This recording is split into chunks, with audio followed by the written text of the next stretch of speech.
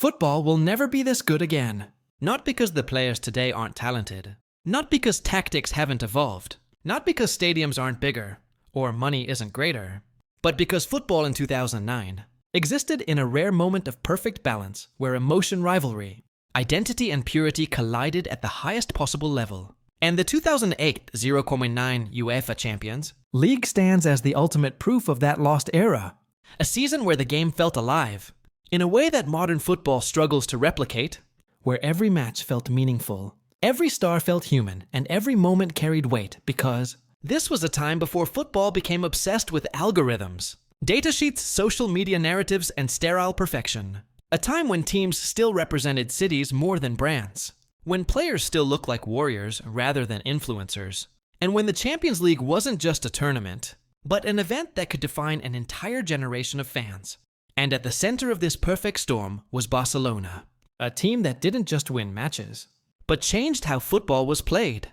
Watched and remembered forever because Pep Guardiola's Barcelona in 2009 weren't simply successful. They were revolutionary, a young manager with radical ideas.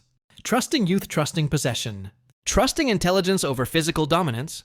Creating a system so beautiful that even rival fans stopped hating and started watching in silence. Because this was the year tiki-taka reached its purest, most hypnotic form. With Xavi and Iniesta controlling games not through speed or strength but through timing, awareness and geometry passing triangles. Slicing through opposition defenses like clockwork. Turning football into something closer to art than sport. And then there was Lionel Messi. Not yet the global icon polished by marketing teams, but a shy, unstoppable force, discovering his own greatness in real time. A player who seemed to defy physics and logic every time he touched the ball, dribbling past defenders who knew exactly what he was going to do, and still couldn't stop it. And this Champions League season was the moment. Messi stopped being a prodigy and became inevitable because in the biggest games, under the brightest lights, he delivered with a calmness that felt unnatural. And yet this wasn't a one-man show, because that's what made 2009 special. The collective mattered more than the individual. Eto'o sacrificing himself for the system. Thierry Henry reinventing his role. Busquets emerging quietly as the backbone of midfield. Intelligence Puyol and Piqué defending with pride rather than fear. Valdez playing out from the back before it became fashionable. And all of it tied together by Guardiola's vision. A vision that said football could dominate through the ball. Rather than without it, and this Champions League campaign didn't just produce beautiful football, it produced unforgettable stories. Because the tournament itself was stacked with giants in their prime.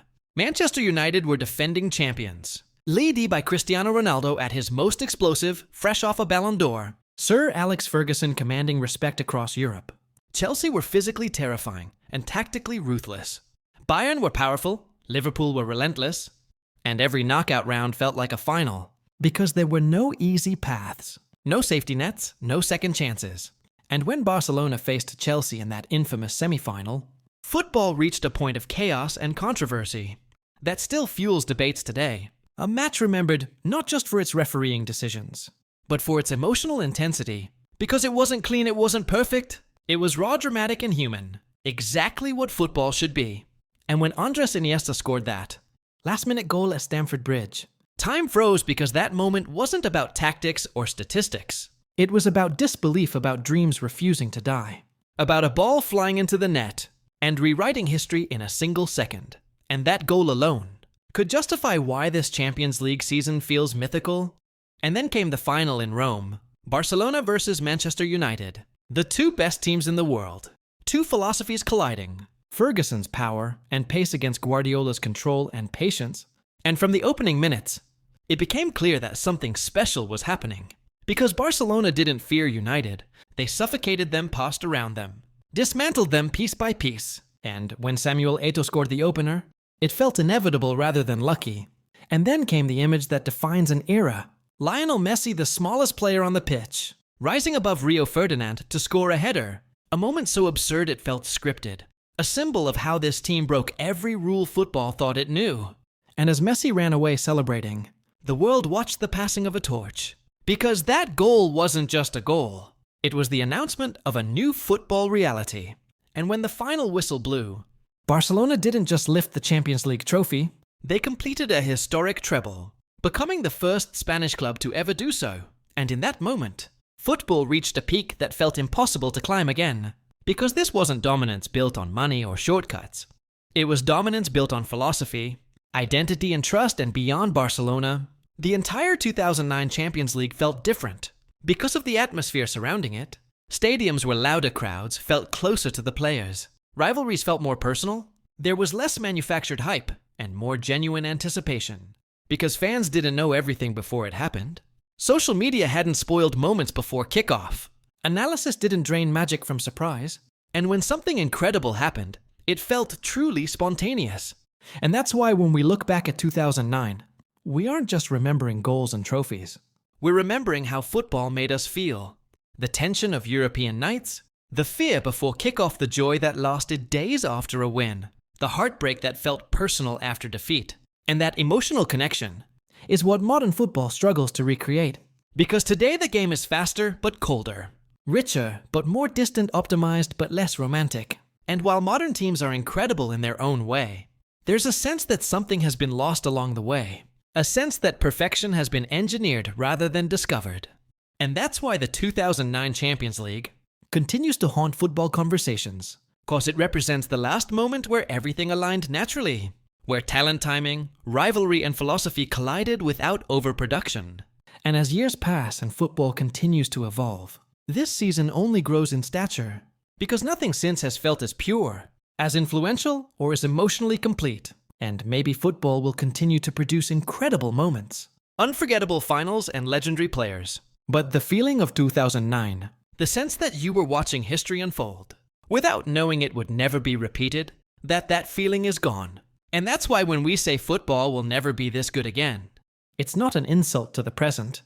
It's a tribute to a past that gave us something timeless, something untouchable, something that will live forever. Every time the Champions League anthem plays, and reminds us of a season where football didn't just entertain us, it defined us, and even beyond the final whistle in Rome, the echoes of the 2009 Champions League kept shaping football in ways that few tournaments ever have. Because what Barcelona achieved that season didn't stay locked in history. It became the blueprint that everyone else chased, copied, feared, and eventually tried to neutralize, as managers across Europe rewired their philosophies, trying to find the next version of that perfection. Believing that if they could just replicate the structure, the positioning, the patience, then they too could touch that same summit. But what they misunderstood was that 2009 wasn't just a system. It was a moment because football. Revolutions only work when the world isn't prepared for them.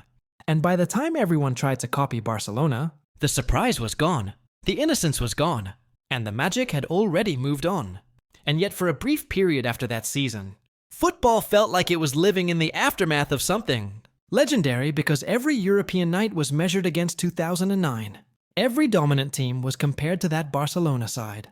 Every midfield duo was judged against Xavi and Iniesta. Every young dribbler was labeled the next Messi. And none of them quite fit because that standard was impossibly high. And as time passed, the game slowly began to change its priorities.